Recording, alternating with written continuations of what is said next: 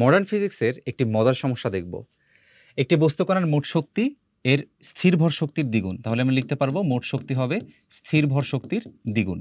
আলোর দ্রুতি যদি c হয় তাহলে কণার দ্রুতি কত?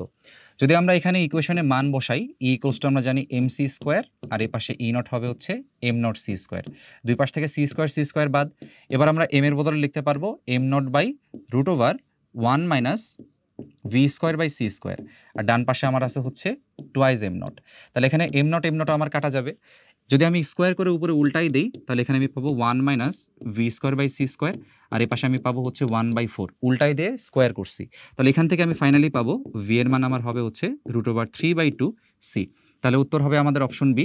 তবে বলে রাখা ভালো, যদি শক্তির মান দ্বিগুণ, ভরের মান দ্বিগুণ, আপেক্ষিক সময় দ্বিগুণ এরকম বলে, সবসময় তোমার বেগের মানটা এই √3/2 সি হবে। যদি এটা এমসিকিউ থাকে, আর একভাবেও থাকতে পারে, সেটা হচ্ছে 0.866 সি।